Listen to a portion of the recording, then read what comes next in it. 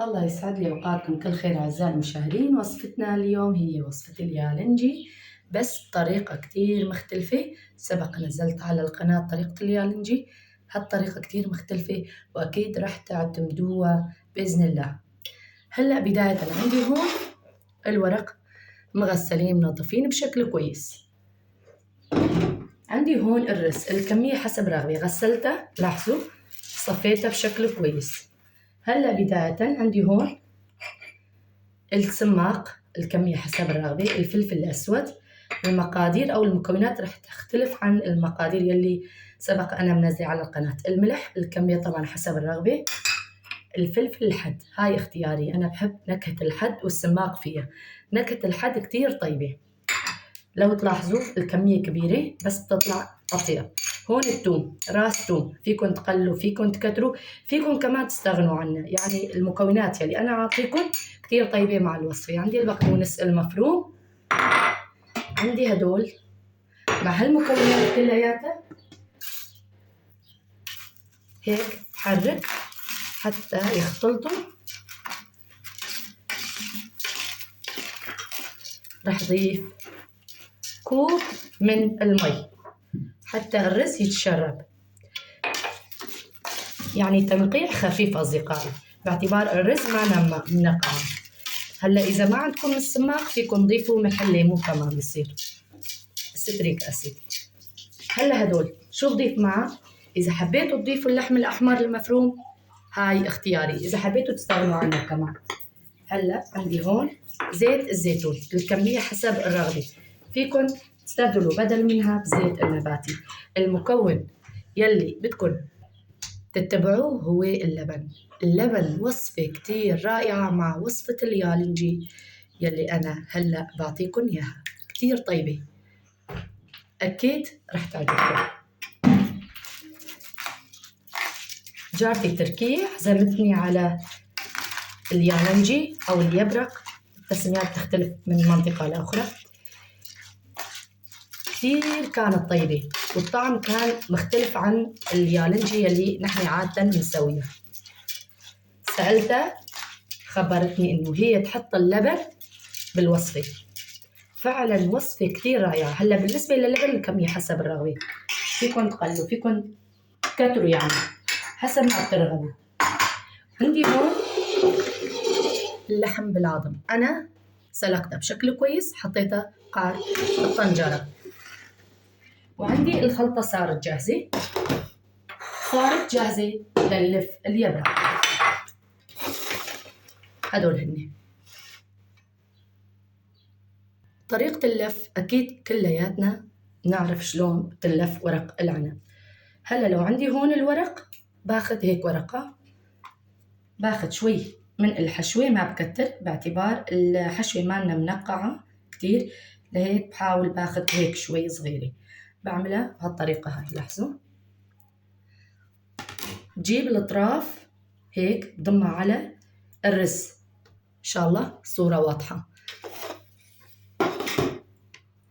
الطرفين بهالشكل هاد. شو بعمل؟ هلا بلفها بهالشكل هاد، تطلع عندي أحلى ورقة وما بتنفك أثناء ما نطبخها. هاي صارت جاهزة، لاحظوا معي. هيك بركنها على جنب. بعمل وحدة تانية معكم. بعدين بدي أخلص كل الكمية بهالشكل هاد، منرصها بالطنجرة.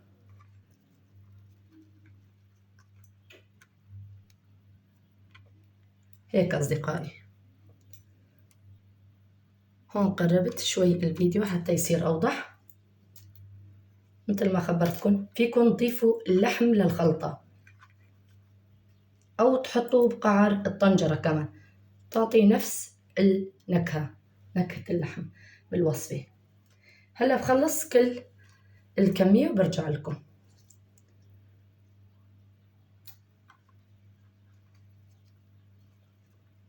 أكيد رح رصهم بالطنجرة.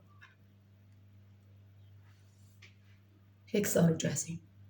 شغلة تانية فيكم تحطوها بطنجرة الضغط. سبق نزلت على القناة طريقة بطنجرة الضغط كتير رائعة تطلع. تقريبا تاخد بعد ما تصفر الجرس الطنجرة يصفر تعيروا له 10 دقايق مو أكتر. هلا هون خلصت لف ورق العنب. هون بحط عليها رشة خفيفة من الملح كافية حسب ما بترغبوا انتو. رشة فلفل حد هاي اختيارية. عندي الصفرة هاي كمان اختيارية فيكم تستغنوا عنها بس تعطي لون هيك كتير حلو لليبرق. بعد إضافة المقادير أو المكونات يلي ضفنا لها الصفراء أو العصفر والملح والفلفل الحد. فيكم تضيفوا كمان السماق هاي حسب ما بترغبوا انتو طبعا. هلا بنحط تقل على حتى ما يفتح أثناء الطبخ. هلا هون الحجرة أما بحط عليها بسكب عليها إما مي مغلية أو مرقة اللحم. أنا باعتبار سلقت اللحم بعض مثل ما أكون حطيتها بقعر الطنجرة والمرقة حطيتها على جنب. هلا هي على النار رح تغلي بعدين بدي اسكبها على لو ما متوفر عندكم حجرة تبع اليبرق فيكم تضيفوا الحجار.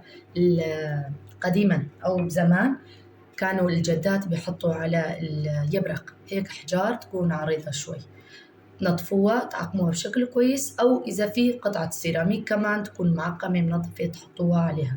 يعني المهم يكون شي تقل حتى اليبرقات ما يروحوا أثناء الطبخ. ما ننسى زيت الزيتون هيك شوي صغيرة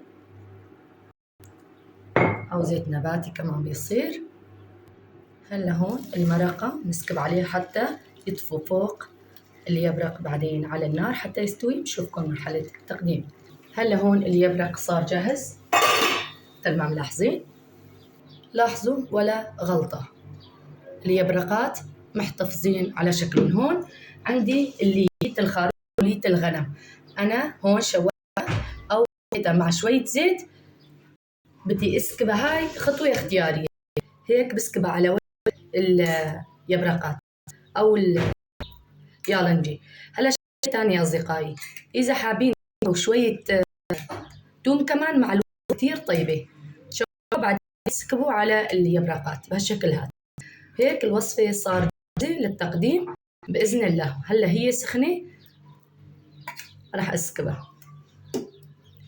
هاي صارت جاهزة لو ملاحظين تبارك الله. هاي صارت جاهزة بإذن الله. لاحظوا تبارك الله ولا غلطة. كتير ناجحة. جربوا الوصفة إن شاء الله تكون طعم كتير طيب. هلا إذا حبيت تساووا كمية حتى تشوفوا الطعم شلون فيكم تساووا كمية صغيرة. إذا فيكم بعدين تتبعوا هالطريقة هاي كتير طيبة بإذن الله. بالختام نصلي ونسلم على الأنام. اللهم صل وسلم وبارك على سيدنا محمد وعلى آله وصحبه وسلم بأمان الله.